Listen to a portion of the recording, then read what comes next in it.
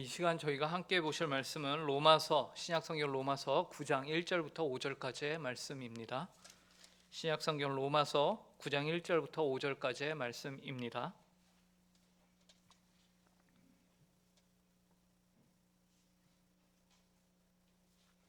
네, 이 시간 하나님의 말씀을 제가 읽도록 하겠습니다.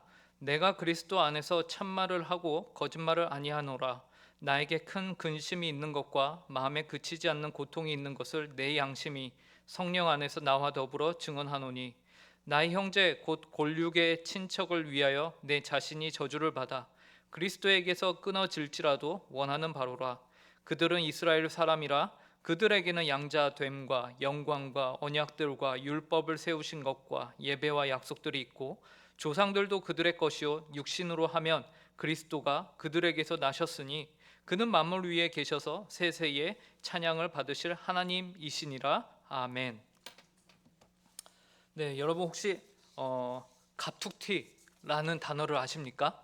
네, 갑툭튀. 예, 아이들이 이제 자주 사용했던 신조어인데요. 좀 시간이 지나긴 했지만, 갑자기 툭 튀어나왔다라는 단어로서 이제 갑툭튀라고 합니다. 예, 그래서 이 갑툭튀라는 것은 약간 어떤 느낌이냐면, 생뚱맞다, 어색하다, 이게 왜 여기 있지? 너가 왜 여기 있어? 이랬을 때 이제 갑툭튀라고 쓰는데요.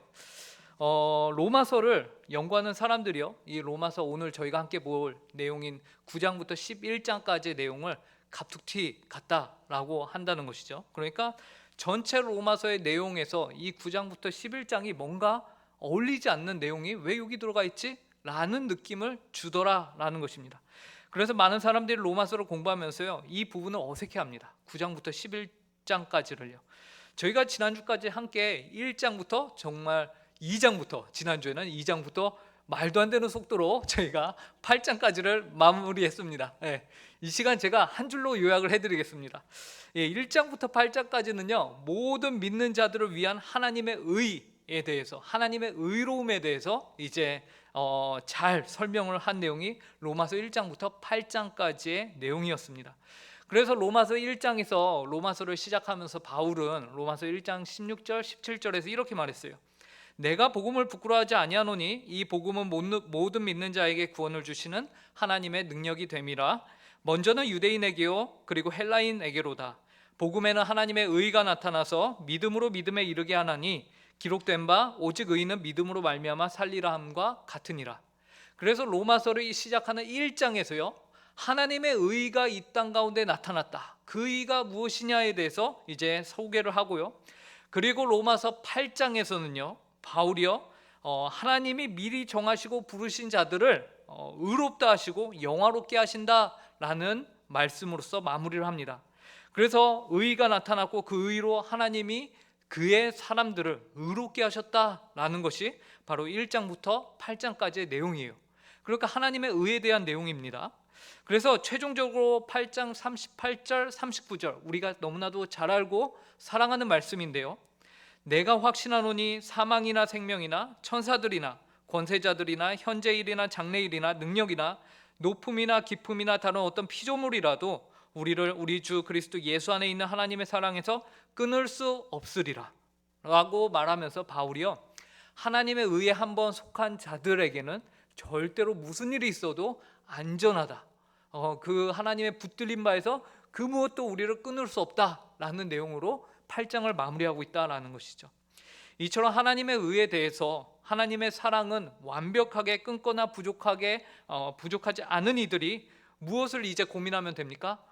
그래, 내가 이렇게 하나님의 의에 완전하게 사로잡혔다면 이제는 어떻게 사냐만 고민하면 되는 겁니다. 우리에게 칭의, 의롭다함을 입었으니 이제는 우리가 무엇이 남은 것입니까? 그 의로움을 가지고서 어떻게 살아갈 것인가, 성화만 이제 고민을 하면 된다는 것이죠. 근데 로마서에서 또 성화를 아주 멋지게 이렇게 잘 설명해 주고 있는 것이 로마서 12장입니다. 12장부터 성도의 생활을 어떻게 살아갈 것인가를 잘 설명해 주고 있어요. 로마서 12장 1절, 우리가 또 너무나도 잘 알고 있는 말씀이죠. 그러므로 형제들아, 내가 하나님의 모든 자비하심으로 너희를 권하노니 너희 몸을 하나님이 기뻐하시는 거룩한 산 제물로 드리라 라고 말씀하시면서 이것이 너희의 드릴 영적 예배니라. 그러니까 1장부터 8장까지 하나님의 의, 그리고 너희가 그 의에 완전히 사로잡혔어. 그 다음에 이제 12장부터는 어떻게 살지를 얘기하고 있는 거예요. 그렇게 보면은 오늘 우리가 보는 로마서 9장부터 11장은요 오히려 생뚱맞는 겁니다. 왜 생뚱이 맞냐? 이 9장부터 11장의 내용이요 어떤 내용이냐면은 이스라엘 민족들인데, 지금 바울은 로마 교회에 편지를 쓰고 있는데 그 로마 교회 이방인 크리스찬이 있고 유대인 크리스찬이 있습니다. 근데 이 9장부터 11장은요 크리스찬이 아니에요. 그냥 이스라엘 유대인들, 이스라엘에 있는 그 유대인들, 예수님을 믿지 않는 자들을 향해서 쓰고 있는 내용이 들어가 있는 거예요. 그러니까 로마 교회에도 어울리지 않고 왜 이것이 여기 들어가 있는가라고 생각하는 거죠. 그래서 어떤 사람들은요 로마서를 공부하면서 이 9장부터 11장을 건너뛰고 8장까지 공부한 다음에 12장으로 바로 넘어가기도 한다고 합니다. 그런데 우리는 오늘 이 9장부터 11장을 함께 공부합니다. 왜냐하면요 이 9장부터 11장에 나오는 이 이스라엘 사람들이요, 이 유대인들이요 현대 교회에, 오늘날 우리 교회에 다니고 있는 많은 종교적 불신자들, 종교적 불신자들. 그러니까 교회는 다니는데 무엇입니까? 종교로 다니는 거예요. 그리스도를 나의 주요, 나의 메시아요, 나의 구원자로 믿고 다니는 것이 아니라 하나의 문화로, 하나의 다른 교양으로 내가 교회를 나와주는 그러한 신앙생활을 하는 사람들에게 아주 이 이스라엘 민족들의 모습과 그런 종교적 불신자들의 모습과 굉장히 비슷하다라는 것입니다. 자, 로마서 9장부터 11장에 등장하는 유대인과 현대 교회에 다니는 종교적 불신자 사이에는 매우 강한 유사점이 있습니다. 그래서 보면요, 첫 번째는요, 자신이 하나님과 관계에 있다고 생각하며 좋아합니다. 종교적 불신자들과 이 유대인들은요 자신이 하나님과 관계에 있다고 생각하고 그것을 좋아해요. 여러분, 종교적 불신자가 어떤 사람입니까? 강의 안에 보시면 유대인들과 종교적 불신자에 대한 유사점을 적어놨죠. 그래서 이들은요 교회를 싫어하지 않아요. 당시 유대인들이요 회당을 싫어하지 않고요 하나님의 말씀을 싫어하지 않았습니다. 오히려 좋아했습니다. 자신이 하나님과 관계에 있다고 생각하면 이들은 기뻤습니다. 와, 내가 하나님의 백성이지, 내가 선민이지 하면서 기뻤어요. 이들은 하나님을 자랑하는 이들이었습니다. 로마서 2장 17절에 보면요 뭐라고 나와 있냐면요, 유대인이라 불리는 내가 율법을 의지하며 하나님을 자랑하며 라고 말합니다. 야, 유대인들 너희들이 율법을 의지하고 또 하나님을 자랑하는구나 라고 말하고 있습니다. 자, 이것이 첫 번째, 하나님과 관계에 있다고 생각하며 이들이 스스로를 좋아합니다. 두 번째는요, 성경을 가지고 있으며 거기서 상당한 가르침을 받았습니다. 그래서 하나님의 도덕 기준이 어떠한지를 잘 알아요. 하나님의 도덕 기준이 이렇지 이렇게 최소한 살아야 되지라는 것도 잘 압니다. 로마서 2장 18절에요 또 이렇게 말합니다. 율법의 교훈을 받아 하나님의 뜻을 알고, 이렇게 말하고요 20절에서는 율법에 있는 지식과 진리의 모본을 가진 자로서, 이들은요 율법에 있는 지식이 가득했고요 머릿속에, 그리고 진리의 모본, 어떻게 따라 살아야 하는가, 그것도 확실하게 갖고 있는 자들이었습니다. 그래서 이들은 성경을 가지고 있으며 상당한 가르침을 이미 받은 자들입니다.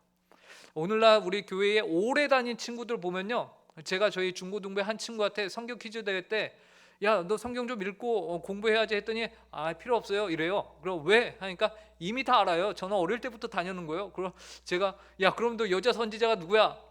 선지자 중에 여자도 있어요? 이러더라고요. 그래갖고 바로 제가 그 친구를 공부시킬 수 있었는데, 이미 자기들은 많이 알고 있다라고 생각한다라는 것이죠.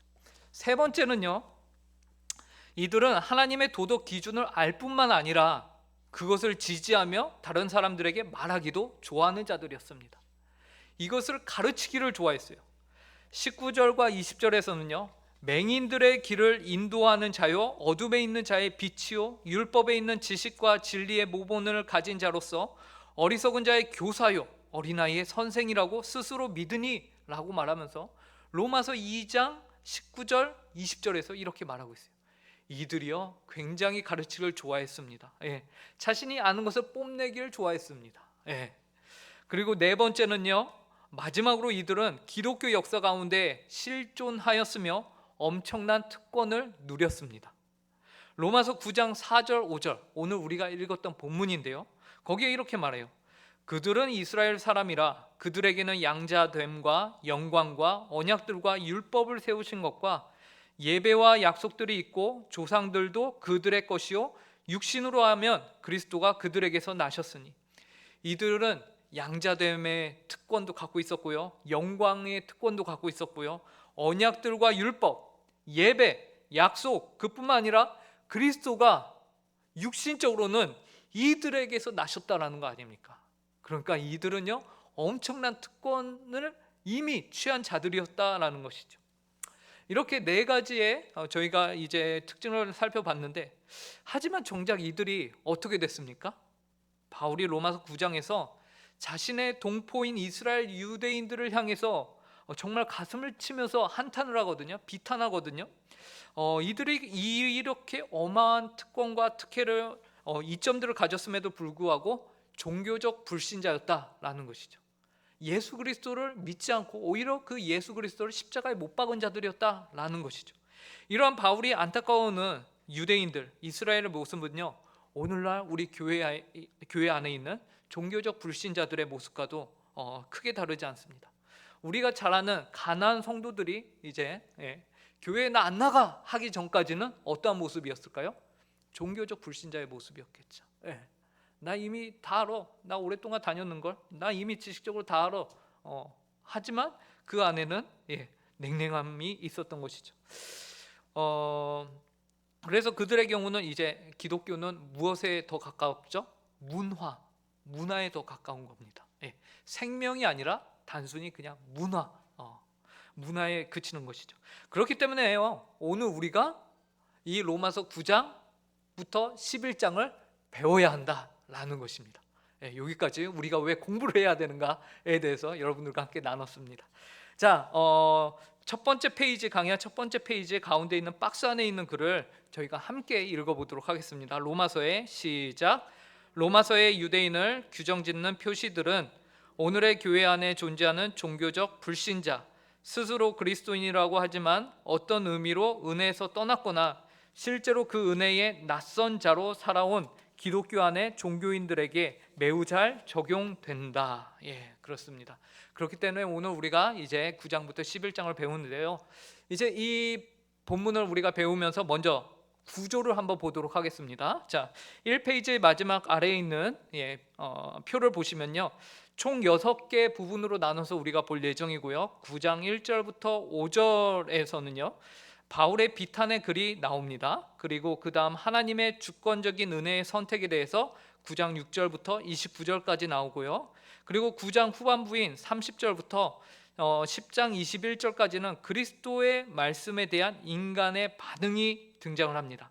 그리고 11장으로 들어가면서 은혜로 택함을 받은 남은 자, 이 남은 자 사상이 여기서 등장을 하고요, 그리고 11장 11절부터 32절까지는 하나님의 은혜가 어떻게 이방인과 다시 유대인들에게 넘쳐 흐르게 될 것인가에 대해서 은혜가 넘쳐 흐르다라는 내용으로 보고요, 마지막 11장 33절 36절에서는 넘쳐 흐르는 하나님의 은혜의 영광을 찬양하는 내용을 우리가 함께 보게 될 예정입니다. 자, 그럼 2페이지로 넘어오셔서요, 바울의 비탄에 대해서 저희가 함께 보도록 하겠습니다. 먼저는요, 바울의 민족성을 저희가 함께 볼 텐데요, 9장부터 보시면요, 먼저는 바울의 비탄에 대한 내용인데 무엇에 대한 비탄이냐? 자신의 동족, 자신의 민족에 대한 비탄입니다. 자신의 동족이 영적 상태에 대한 근심과 그 동족의 그 영적 상태 때문에 바울이 마음에 근심이 있고 마음에 고통이 있었어요.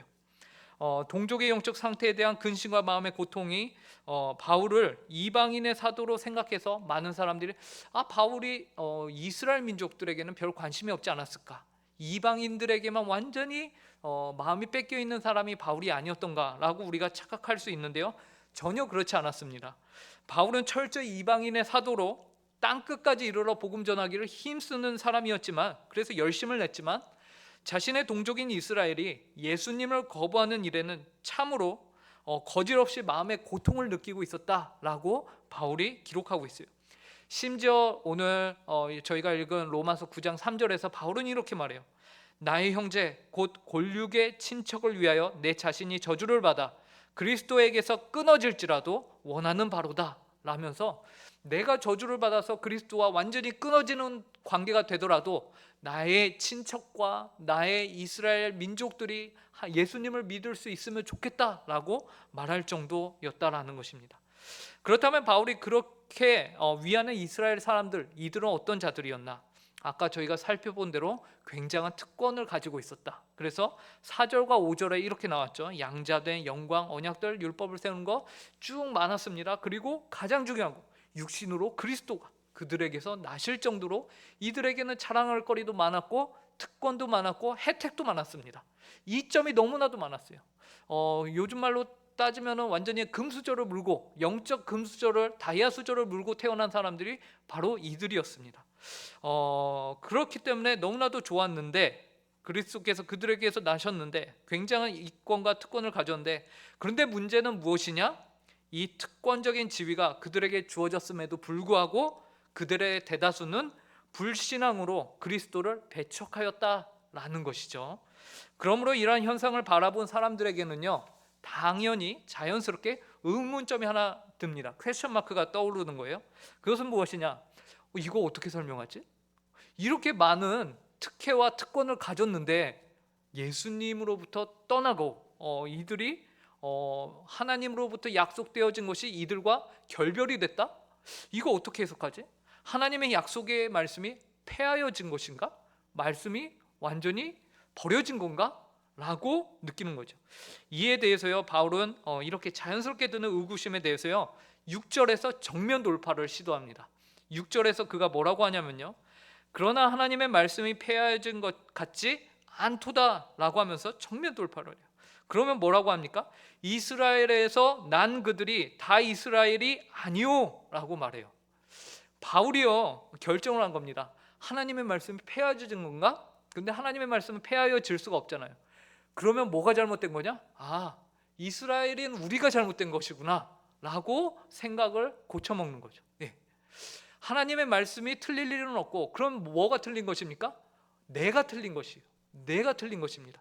이스라엘이 잘못된 것이다 라는 거예요. 그러면서 바울이 이스라엘에게서 난 그들이 다 이스라엘은 아니요 라고 말하고 있는 것입니다. 바울의 이러한 주장은요, 사실 로마서 2장에서도요 이미 등장을 했었습니다.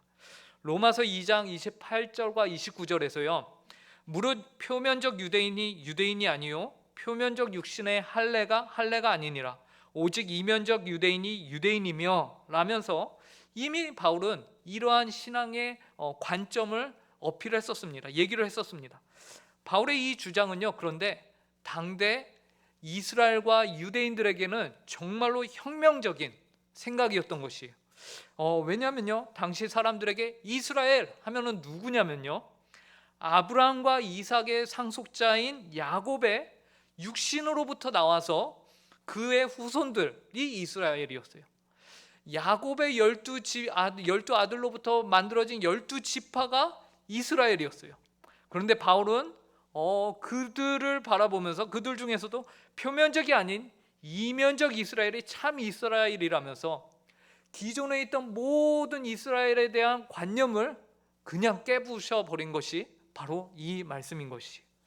여기서 우리는 하나님의 구원은 인간의 육신적인 혈통에 의해서 혈통에 의존해서 이루어지는 것이 아니다라는 사실을 우리가 깨닫게 되는 것입니다.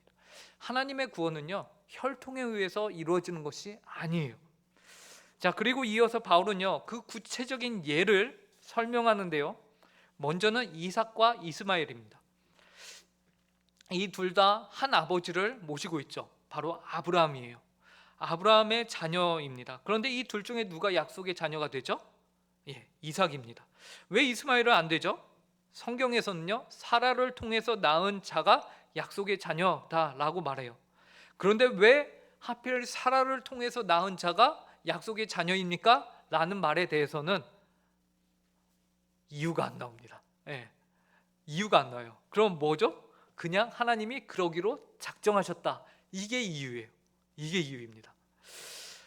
왜 그런가 고민을 해보고 혹시 뭐 사라가 더 좋나? 뭐 이렇게 할 수도 있을 텐데 그런 게 안 나옵니다. 단지 하나님이 그렇게 하기로 작정을 하셨고 그래서 그런 겁니다. 다른 이성을 활용할 만한 판단이나 어떤 기준이 없습니다. 예. 그런데 그 아들 이삭의 자녀들로 가면은요 더 할 말이 없어집니다. 더 이유가 없어져요. 이삭과 이스마엘은요 심지어 이삭과 이스마엘은 아버지는 같았지만 어머니는 달랐잖아요. 그죠? 그래서 이삭은 이제 본처인 사라의 아들이고 이제 이스마엘은 그렇지 않았잖아요. 그러니까 본처와 첩의 자녀로서 이렇게 구분을 짓나? 라고 생각할 수 있는데 그 이삭의 아들들은요 어머니도 똑같아요. 아버지도 똑같고 어머니도 똑같습니다. 그죠? 예. 에서와 야곱은 그랬습니다. 에서와 야곱은 쌍둥이였어요. 심지어 여러분 장자가 누구였죠? 에서가 장자였습니다. 첫째였어요. 그래서 오히려 조건으로 따지면 에서가 더 확률이 높고 더 가능성이 높은 것인데 성경에서 하나님이 뭐라고 할까요? 하나님이 그냥 13절에 이렇게 나와 있습니다. 기록된 바 내가 야곱은 사랑하고 에서는 미워하였다 하신과 같으니라. 기준이 뭐예요? 그냥 하나님이 내가 에서 사랑하기로 결정했어. 끝입니다. 끝이에요.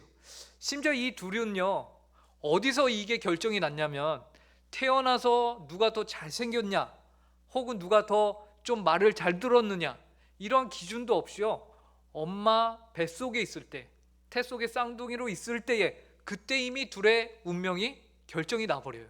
이 말은 무엇이죠? 인간의 어떠한 조건이 이 선택하심에 영향을 미치지 못했다라는 것을 보여주는 것이죠. 이 둘은 아직 서로 어떤 잘잘못을 따지기 전부터 야곱은 언약 백성이 되었고 에서는 그렇지 못했습니다. 그래서 철저히 하나님의 주권적 선택을 나타내고 있는 거예요. 하나님의 주권적인 선택하심을 나타내고 있는 것입니다. 그러면서 이제 그 다음 9장 14절부터 29절에서는요 하나님의 주권과 자비에 대해서 더 구체적으로 가르칩니다. 그런데 이러한 하나님의 주권과 자비에 대해서 다루기 전에 바울은 14절에서요 다음과 같은 질문으로 또 시작합니다. 그 질문이 무엇이냐면 하나님이 불의하시냐라는 거예요. 그리고 이 질문에 대해서 바울은 다시 한번 정면 돌파를 하죠. 이 9장 14절을 보면은 그런즉 우리가 무슨 말 하리요? 하나님께서 불의가 있느냐? 그럴 수 없느니라 라고 말합니다. 바울은 왜 엿장수 마음대로 엿가락을 잘라주듯이 하나님 마음대로 어떠한 기준도 없이 사랑하는 자는 사랑하고 미워하는 자는 미워하시는 그런 모습을 보고서 아니야 하나님은 불의가 없으셔 라고 말하는 걸까요? 왜 이렇게 말할 수 있는 걸까요? 14절과 15절 저희 강의 안에 나와 있는 그 성경 말씀을 함께 읽어보도록 하겠습니다. 14절과 15절입니다. 시작. 그런즉 우리가 무슨 말을 하리요? 하나님께 불의가 있느냐? 그럴 수 없느니라. 모세에게 이르시되 내가 긍휼히 여길 자를 긍휼히 여기고 불쌍히 여길 자를 불쌍히 여기리라 하셨으니 16절도 함께 읽어보겠습니다. 그런즉 원하는 자로 말미암음도 아니요 다른 박질하는 자로 말미암음도 아니요 오직 긍휼히 여기시는 하나님으로 말미암음이니라. 이유가 따로 없습니다. 그죠? 이유가 따로 없어요. 그냥 하나님이 원하는 자로 그렇게 하시는 거예요. 다만 여기서 한 가지 알 수 있는 사실이 있죠. 그것은 원하는 자로 말미암음도 아니요. 이건 무슨 말이죠?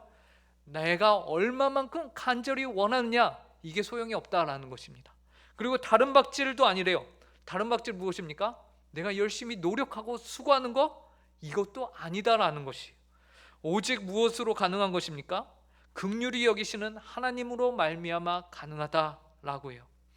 우리가 불의하다고 생각하는 그 일에 대해서요 하나님이 주권을 가지고서 선택하시니까 본인 마음대로 선택하시니까 우리가 볼 때는 불의하다 불공평하다 말하는 그것에 대해서 하나님께서는 불의가 없으시다. 대신 하나님께서 하시는 그 일은 하나님의 긍휼히 여기시는 사역이다 라고 바울은 말하고 있는 겁니다. 즉 참 이스라엘에 속한 자들은 자신의 원함이나 노력이나 혈통으로 된 것이 아니라 오직 하나님의 주권으로 가능하게 된다라는 것이죠.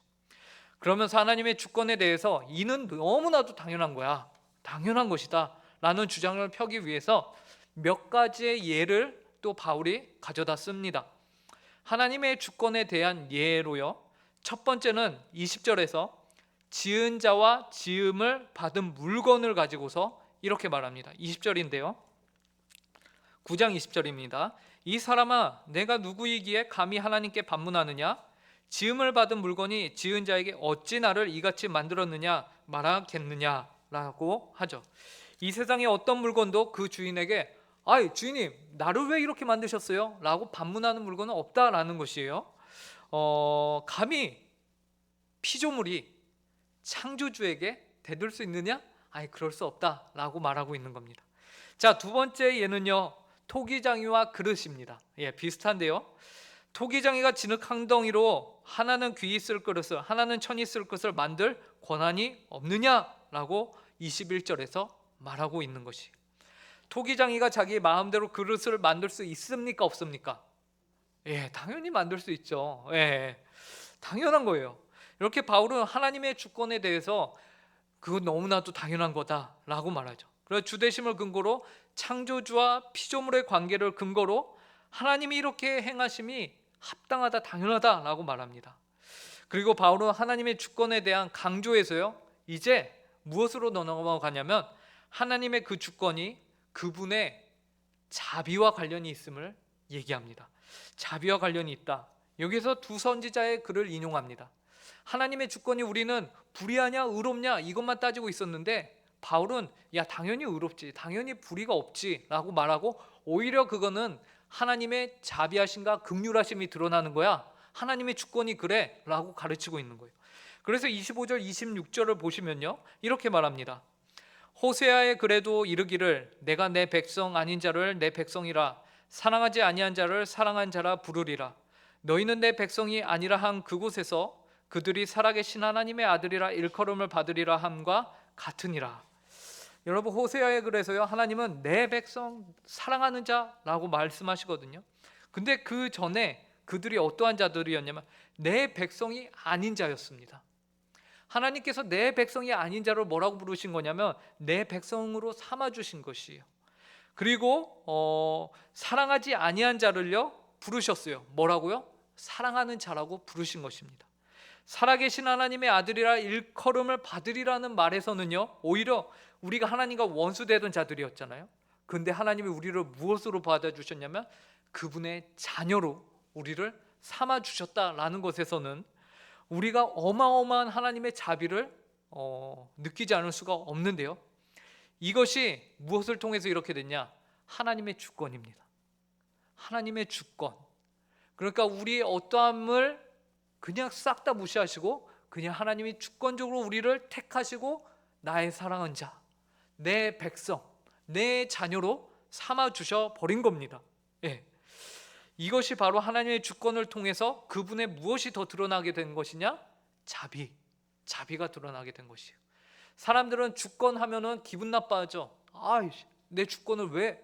나는 별로 이거 원하지 않는데. 근데 하나님은 그 주권으로 우리를 사랑하셨고 우리를 주님의 백성 삼아 주셨다라는 것이에요. 자, 그 다음 예는요, 이사야의 글을 이제 인용해서 바울이 쓰는데요, 27절에서요, 이스라엘 자손들의 수가 비록 바다의 모래 같을지라도 남은 자만 구원을 받으리니 라면서 남은 자에 대한 사상을 말합니다. 29절에서는요, 주께서 우리에게 씨를 남겨주지 아니하셨더라면 우리가 소돔같이 되고 고모라와 같았으리로다 라고 말하고 있는 것이죠. 이것도 하나님의 주권이 무엇과 연결이 되냐면 그분의 자비하심과 연결이 되는 것이에요. 그래서 저희가 이제 3페이지에 있는 박스에 있는 글을 함께 읽어보도록 하겠습니다. 함께 읽겠습니다. 시작. 신자의 신자됨은 오직 하나님의 주권과 자비에 의해서만 가능하다. 한 사람의 성경 지식, 종교적 특권, 인종, 교회 구성원이라는 사실, 외적인 소속 표시, 기독교 가정적 배경은 그 사람이 하나님의 백성이 되는 것을 보장하지 못한다. 오직 하나님만이 이것을 보장하신다.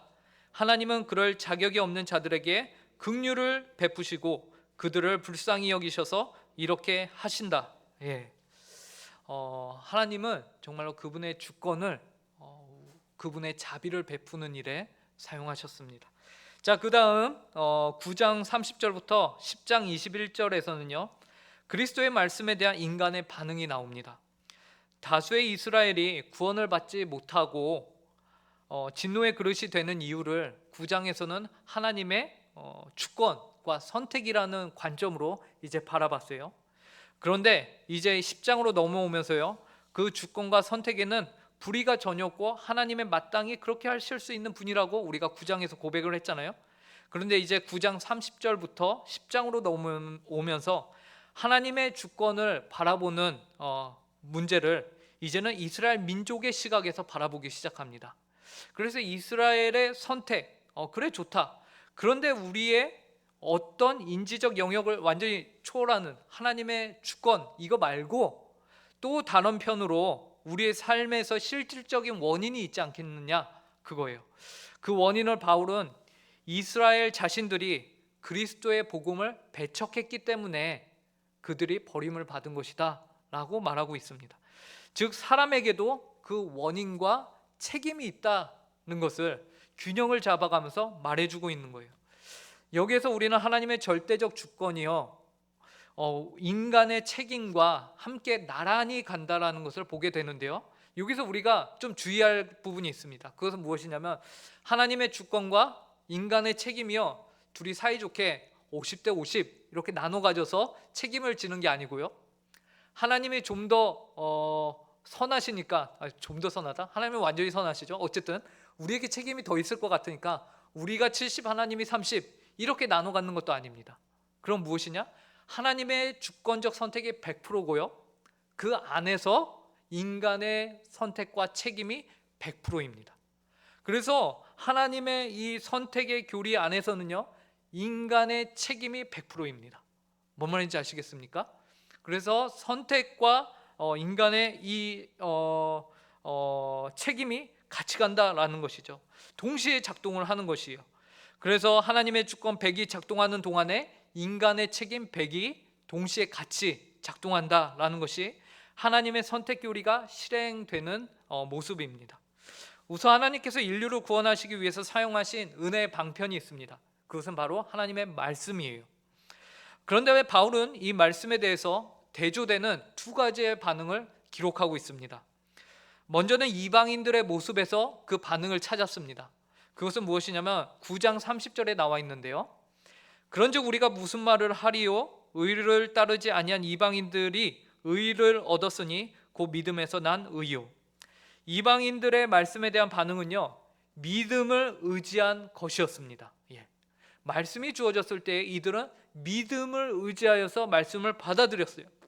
사실 여러분, 이방인들은요 이 의라는 것과는 상관없는 인생을 살던 사람들 아닙니까? 그죠? 의라는 것이 무엇이라고 했죠? 하나님과 나와의 관계예요. 근데 이방인들에게는 하나님에 대한 지식이 없었어요. 그러니까 이방인들은 하나님과 상관없는, 의와 상관없는 삶을 살던 자들이었어요. 그런데 그들이 사는 곳에 있는 유대인들을 통해서 하나님의 의와 복음이 증거되고 이방인들이 그 복음을 듣게 되면서 이들이 어떻게 반응을 했냐? 믿음으로 반응을 해버린 겁니다. 물론 그 안에는 성령 하나님의 역사하심과 은혜가 있었겠죠. 그래서 이들이 믿음으로 반응을 함으로써 이들이 결국 하나님의 의를 얻게 된 것입니다. 이것이 말씀에 대한 첫 번째 반응인데 바로 이방인들의 반응이었어요. 그것은 믿음을 의지하였다라는 것이에요. 반면 원래부터 하나님의 말씀을 가지고 있으며 여러 가지 특권을 가지고 있던 이스라엘은 어떻게 됐을까요? 이스라엘의 반응이 두 번째거든요. 이스라엘의 반응은요 하나님의 선민, 즉 언약 백성 아닙니까? 그런 의식을 가지고 살던 이들은요 율법에 순종하는 것은 참 잘했습니다. 굉장히 잘했어요. 그런데 결국 그들은 32절의 표현으로 믿음을 의지하지 않고 행위를 의지하였다라고 말하고 있습니다. 이것이 말씀에 대한 두 번째 반응, 믿음과는 대조가 되는 반응인 행위를 의지하는 것이었어요. 그런데 아이러니한 것은요, 사실 믿음을 의지하지 않고 행위를 의지한 이들이요, 하나님을 향해서는 굉장히 열심 있는 자들이에요. 오늘날 우리 교회도요, 굉장히 하나님을 위해서 열심히 뜨거운 사람이면 사람일수록 더 그릇된 실수를 하기가 쉬워요. 그런 기회가 많아지죠. 10장 2절에서는 내가 증언하노니 그들이 하나님께 열심히 있으나 라고 말하고 있을 정도로 바울이 인정을 한다니까요. 바울이 인정을 할 정도로 이들이 열심히 있었습니다. 그런데 무엇이 잘못이 되었느냐? 10장 2절 하반절에 보니까 이렇게 나와요. 하나님께 열심히 있으나 올바른 지식을 따른 것이 아니니라. 열심은 있었어요. 하지만 그 열심은 올바른 지식을 따른 것이 아니었습니다. 바로 여기에서 극명한 차이가 나는 것이었어요.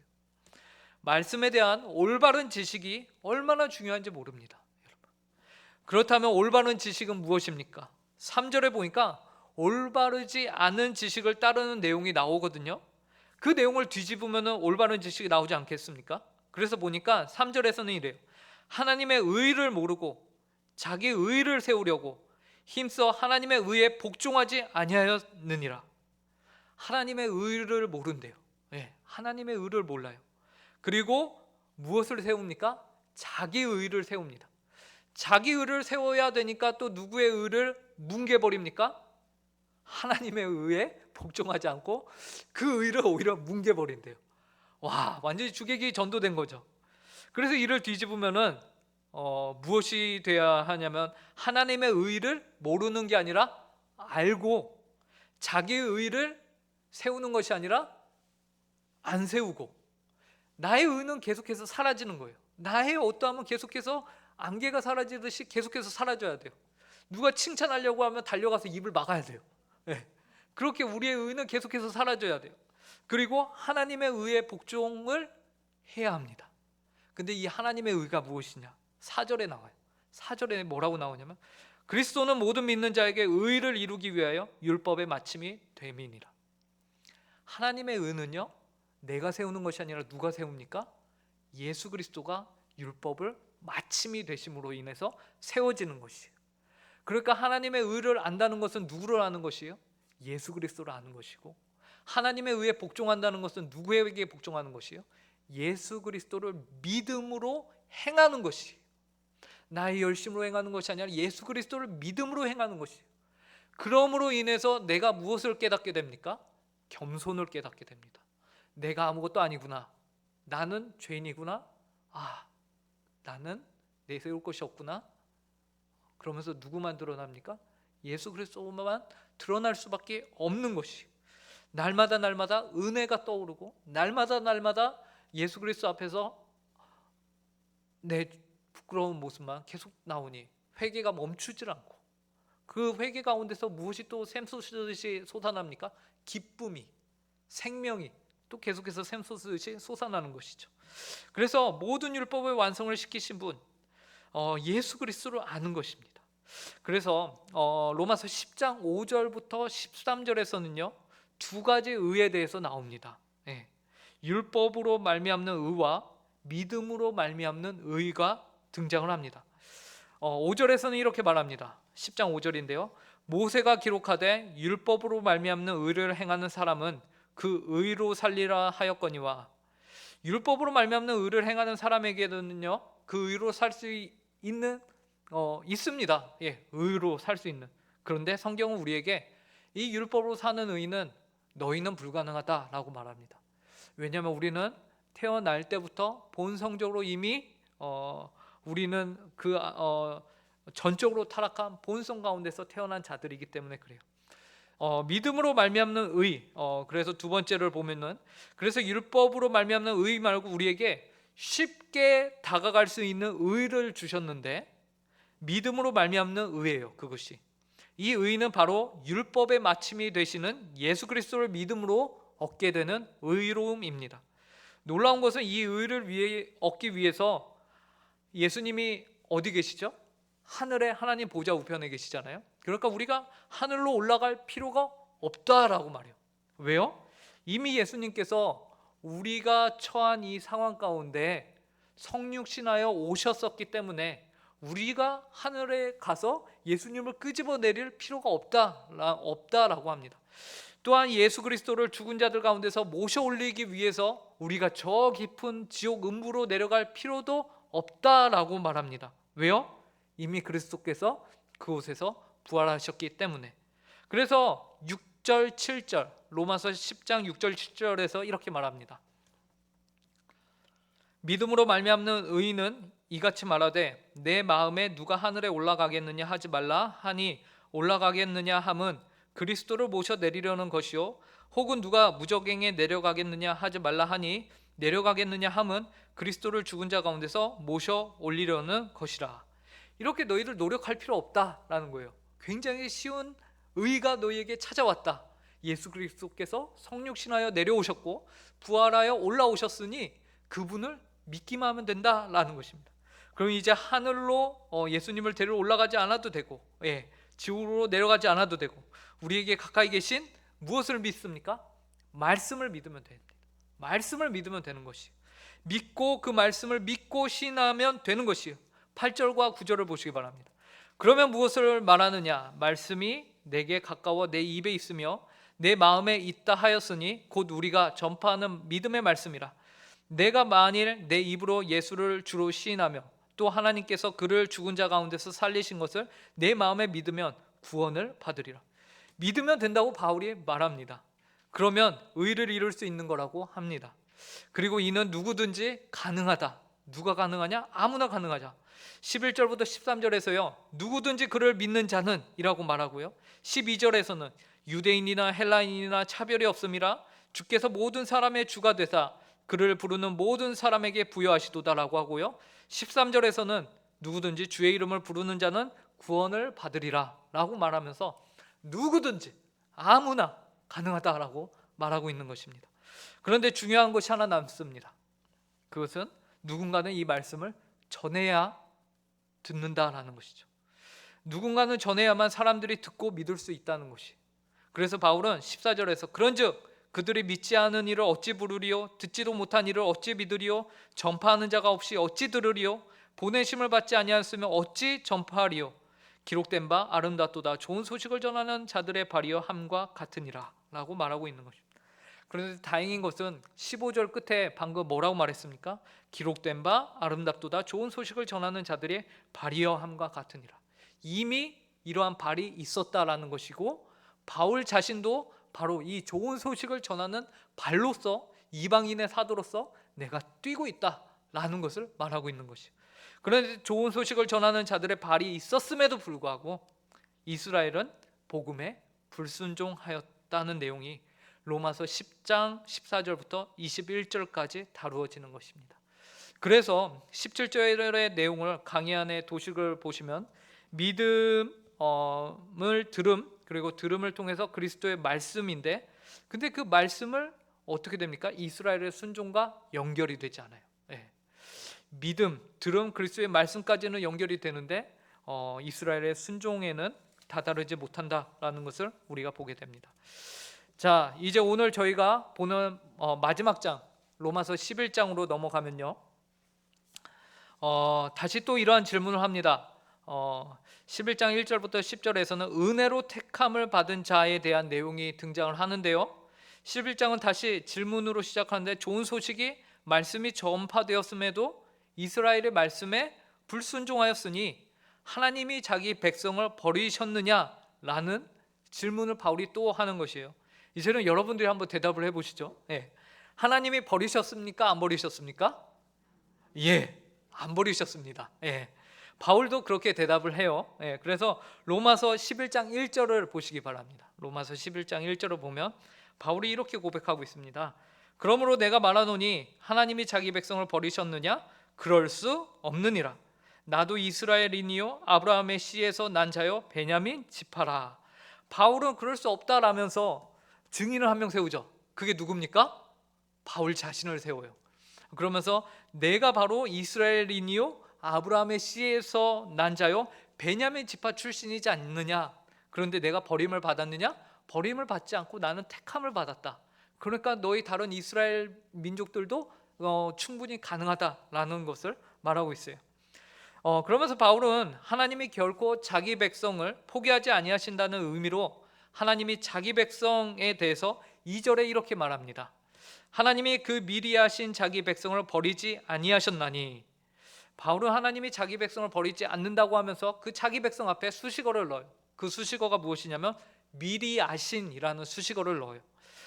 여기에서 강조인데요. 미리 아신 자기 백성이라고 왜 이렇게 말했을까? 미리 아셨다는 것은 여러분, 하나님이 이미 우리가 하나님을 알기 전에 우리를 택하셨다, 예정하셨다라는 것을 의미하죠.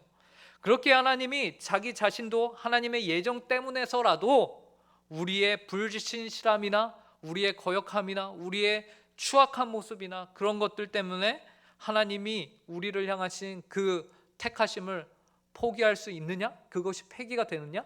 그럴 수 없다라고 말씀하고 있는 것이에요. 그 다음에 그리고 바울은 이어서 엘리야 선지자의 이야기를 가지고서 한 번 더 이야기를 합니다. 엘리야 시절에 바알에게 무릎 꿇지 않은 7,000명의 선지자를 하나님이 남겨놓지 않았느냐 라면서 얘기를 합니다. 그런데 여기에서 중요한 것은요, 하나님이 엘리야에게 7,000명을 남기셨다고 하면서 누구를 위해 7,000명을 남기셨다고 하냐면 하나님 자신을 위해서 남기셨다고 하거든요. 11장 4절을 보시면 그에게 하신 대답이 무엇이냐? 내가 나를 위하여 바알에게 무릎 꿇지 아니한 사람 7,000명을 남겨두지 아니하셨으니. 나를 위하여 남겨두었다라고 말씀하고 있다라는 것이죠. 그리고 여기서 남겨두었다라는 것은 그들이 알아서 살아서 남았다가 아니죠. 7,000명이요 알아서 서바이벌 해갖고 생존했다가 아니에요. 하나님이 남겨두셨다라는 것입니다. 전적으로 하나님의 강권적인 돌보심과 하나님의 선택하심이 여기서도 계속해서 따라 등장을 하게 되는 것입니다. 그리고 바울은 그 다음에 5절에서 그러면서 바울은 지금도 은혜로 택하심을 따라 남은 자가 있느니라 라고 말하고 있는 것입니다. 로마 교회 안에서도 이러한 자들이 있었다. 이스라엘인데 택함 받은 남은 자들이 있었다. 로마서 16장에 가면요, 이제 바울과 교제를 하던 로마의 성도들이 이름이 등장하는데 브리스가와 아굴라 그리고 안드로니고와 유니아 헤로디온 등이 다 유대인들이었다고 합니다. 이처럼 하나님께서는 계속해서 자기 백성을 버리지 않으시고 이끌어오고 남은 자를 세우십니다. 다만 그 수가 소수로 제한되어 있었다라는 것이죠. 자, 4페이지로 이제 넘어가시면은 은혜가 넘쳐 흐르다. 이어지는 11장 11절부터 32절에서 하나님의 구원 이야기가요, 여기서 끝나는 것이 아님을 말합니다. 약간 여러분 당황스럽지만 바울은 이스라엘이 지금까지 불순종하고 안 믿음으로 인해서 넘어졌지 않습니까? 근데 이스라엘의 넘어짐으로 인해서 오히려 하나님의 은혜가 이방인에게 넘어가게 되는 그러한 유익이 있었다라고 말하고 있어요. 그래서 11장 11절 12절을 보시면 이렇게 말합니다. 그러므로 내가 말하노니 그들이 넘어지기까지 실족하였느냐? 그럴 수 없느니라. 그들이 넘어짐으로 구원이 이방인에게 이르러 이스라엘로 시기나게 함이니라. 그들의 넘어짐이 세상의 풍성함이 되며 그들의 실패가 이방인의 풍성함이 되거든 하물며 그들의 충만함이리요. 여기에서는 이스라엘의 넘어짐, 실패, 실족함으로 두 가지 유익한 현상이 드러나게 됩니다. 첫 번째는 이방인에게 유익한 것이고 두 번째는 이스라엘 자신들에게 유익한 것이에요. 그 내용을 보시면요, 먼저 이방인의 유익은 무엇입니까? 이스라엘의 넘어짐으로 말미암아 구원이 이방인에게로 넘어오게 되었다라는 것이죠. 그래야 세상과 이방 민족들이 풍성케 되었다라고 해요. 12절에서는 바울이 안타까워하면서 이렇게 말하는 것을 우리가 놓치면 안 될 거예요. 바울이 뭐라고 하냐면 만약 이스라엘이 넘어지지 않았다면 어떻게 됐을까요? 우리 생각에 그러면 구원이 이방 민족들에게 넘어오지 않은 거 아닌가라고 생각할 수 있는데 바울은 그러지 않아요. 넘어지지 않았으면은 더 풍성하게 임하였을 것이다. 그 풍성함이 더 컸을 것이다 라고 말하고 있어요. 이스라엘이 잘 됐으면 그 복이 이방에 안전해지는 것이 아니라 더 풍성하게 전해졌을 것이라고 말하면서 안타까워하죠. 하지만 그럼에도 불구하고 이방인에게 유익이 주어졌다라는 것에 초점을 맞추고 있습니다. 그리고 이스라엘에게도 유익이 있었는데요. 그 유익은 무엇이냐? 구원이 이방인에게 이르는 모습을 보고 이스라엘이 시기하기 시작한 거예요. 예. 사촌이 땅 사면은 배가 아프죠. 예, 그것처럼 야, 우리가 못 챙겨 먹은 것을 쟤네들이 다 받고 풍성하게 되는 것을 보면서 다시 시기가 생긴 겁니다. 여기서 시기는 나쁜 감정이 아니라 부러워하고 닮고 싶어하는 그런 마음인 것이죠. 그래서 이방인들의 구원을 받아 하나님의 백성이 되는 것을 보면서 정작 자신들이 갖고 있던 소식인데, 그 기쁜 말씀인데, 그 약속이었는데 시기가 나는 거죠. 그래서 결국 이스라엘의 그 시기가 구원을 받는 귀한 원동력이 될 것이다. 그래서 마음을 닫고 있던, 예수 그리스도를 오히려 죽였던 그들이 이제는 마음을 열어서 복음을 받아들이게 될 것이다. 그러니까 처음에는 알지도 못하던 복음이 유대인들에게 왔다가 이것이 그냥 흘러갔습니다. 이방인들이 그 은혜를 맛보기 시작합니다. 그걸 보면서 시기한 유대인들이 우리도 줘라 하면서 다시 복음이 유대인들에게로 넘어가게 되는 그러한 순환이 있을 것을 말하고 있는 것입니다. 그래서 14절에서 이렇게 말하죠. 이는 혹 내 골육이 아무쪼록 시기하게 하여 그들 중에 얼마를 구원하려 함이라. 이처럼 이스라엘의 실패로 이방인들과 이스라엘 모두에게 유익이 있게 되었음을 말합니다. 그리고 바울은 이스라엘의 넘어짐 앞에 구원을 받은 이방인들을 향해서 오히려 한마디 하는데요. 야, 너희들 교만해질 수 있으니 조심해라 라고 경고의 메시지를 날리죠. 바로 여기서도 몇 가지 예를 또 들어서 말하는데요. 16절에서 열매를 들어서 이스라엘이 첫 열매고 곡식가루 가운데 첫 번째 것이 귀중한 것처럼 이스라엘이 첫 번째니까 너희가 이스라엘을 함부로 업신여기지 마라 라고 말합니다. 두 번째 비유는 감람가지예요. 그래서 감람나무 가지에 대한 비유인데 이방인들이 첫 번째 감람나무 가지가 꺾였고 그 자리에 우리 돌 감람나무 가지들이 그쪽으로 접붙임 바 됐다 하면서 와 좋다 좋다 하는데 너희들 그거 조심해라. 하나님이 어떤 분이시냐? 원래 감람나무 가지도 아끼지 않고 꺾으시는 분이셨어. 그러니까 너희 돌 감람나무 출신들 너무나도 좋다고 교만해지고 그러면은 어떻게 돼? 너희들은 두말할 거 없이 바로 꺾일 수 있는 자들이야. 그러니까 너희들 조심해 라고 말하는 것입니다. 그러면서 뭐라고 합니까? 늘 은혜 가운데 머무르라고 이렇게 말하고 있는 것이죠. 자, 그리고 25절부터 11장 25절부터 32절에서는 이스라엘을 향하여 바울이 간절한 마음으로 너희가 이것을 알았으면 좋겠다라고 말하는데요. 이스라엘을 향해서 바울이 말하는 겁니다. 그것은 무엇이냐면 신비라는 것입니다. 이 신비는 무엇이냐면 이스라엘 백성들을 구원하는 하나님의 경륜인 것이에요. 그래서 25절을 보시면 형제들아 너희가 스스로 지혜 있다 하면서 이 신비를 너희가 모르기를 내가 원하지 아니하노니 이 신비는 이방인의 충만한 수가 들어오기까지 이스라엘의 더러는 우둔하게 된 것이라. 이 신비는요 네 가지 우리가 기억해야 할 것들이 있습니다. 첫 번째는 이스라엘이 우둔하게 된다라는 것이고 그로 인하여 이방인의 충만한 수가 들어오게 되었다라는 것이며 이스라엘이 그것을 보고 시기한 가운데서 구원에 참여하는 역사가 있게 될 것이다 라는 것이요. 지금까지 저희가 봤던 것을 이제 바울이 이 신비라는 한 단어 안에 모든 것을 정리해서 넣고 있는 것이죠. 그런데 중요한 것은요, 이것이 역사 속에서 순서대로 하나 이루어지는 것이 아니고 동시다발적으로 이루어진다라는 것을 우리가 잊어서 안 됩니다. 그래서 여전히 이스라엘이 우둔한 가운데 있지만 이방인의 충만한 수가 들어오고 있고요. 그 들어오고 있는 가운데도 여전히 우둔한 자들이 있습니다. 그리고 우둔함이 여전히 있는데 또 한편으로는 이 신비의 방법으로 온 이스라엘을 구원받는 일도 있게 됩니다. 근데 여기서 우리가 또 한 가지 볼 것은 무엇이냐면 온 이스라엘이에요. 아니 온 이스라엘이라고? 그러면 그들은 그냥 뭐 이스라엘로 태어났으면 무조건 구원받는 것인가? 라고 착각할 수도 있기 때문에 우리가 이 부분을 조심해야 되는데요. 11장 26절을 저희가 한번 읽어보겠습니다. 같이 함께 읽겠습니다. 그리하여 시작. 그리하여 온 이스라엘이 구원을 받으리라 기록된 바 구원자가 시온에서 오사 야곱에게서 경건하지 않은 것을 돌이키시겠고 하면서 온 이스라엘이 구원을 받으리라. 그런데 여기서 온 이스라엘은 누구를 말하느냐? 일반적으로 그것은 집합적인 의미에서 이스라엘 민족 전체를 가르치지만 단 한 사람이라도 제외됨이 없는 전체를 의미하는 것은 아니다라는 것입니다.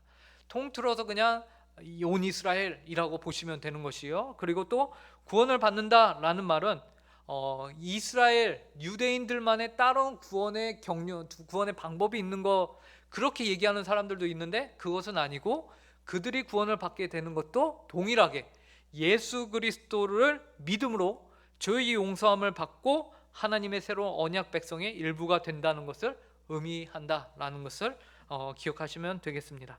자, 그리고 11장 33절부터 36절까지는요. 하나님의 이 은혜의 영광을 돌리는 내용들이 있고요. 감히 누구도 헤아릴 수 없는 그 깊이와 풍성함의 지혜와 지식의 하나님을 높이고 로마서의 은혜의 교리를 찬양하고 36절에서는 주에게서 나오고 주로 말미암고 주에게로 돌아감을 영광이 세세 있을지어다 아멘 이라면서 이제 하나님을 찬양하고 마무리를 짓습니다. 적용 질문 한번 보시겠습니다. 나는 이스라엘과 같이 먼저 은혜 받은 자로서 합당하게 살아가고 있는가? 이스라엘은 분명 놀라운 특권을 받은 자들이었습니다. 먼저 은혜를 받은 자들이었습니다. 그 먼저 은혜를 받은 자로서 합당하게 나는 살아가고 있는가? 그리고 2번 그리스도와 하나님의 말씀에 대한 바른 지식을 알기 위하여 나는 노력하는가? 우리는 얼마만큼 바른 지식을 알기 위해서 노력하고 있는가? 제가 볼 때 지금 수요 성경 공부에 나오신 여러분들은 모두 100점, 100점입니다. 그러면 제가 기도하고 마무리하도록 하겠습니다. 하나님 아버지, 이렇게 수요일 저녁에 피곤한 마음을 이끌고 주님의 말씀을 배우기 위해 나오신 모든 성도님들을 기억하여 주시고 하나님 아버지 모든 성도님들의 삶 가운데 하나님 아버지를 알고 바르게 알고 또 하나님을 섬기며 하나님을 사랑하고 하나님의 의를 세우며 복종하는 그런 놀라운 은혜의 일들이 넘쳐나게 하여 주시옵소서. 하나님, 오늘 로마서 9장부터 11장을 함께 보았습니다. 이 말씀 가운데서 느낀 바 깨달은 바를 하나님 집에 가서 다시금 저희가 되새길 수 있게 하여 주시고 그 안에서 하나님이 주신 은혜를 늘 마음속에 새기며 주님과 남은 한 주를 동행하며 살아가는 저희 모든 성도들 되게 하여 주시옵소서. 언제나 말씀이 저희 가운데 충만하여서 성령 충만한 저희 모든 응곡 식구들 되기를 간절히 구하며 이 모든 말씀 예수님의 이름으로 기도합니다.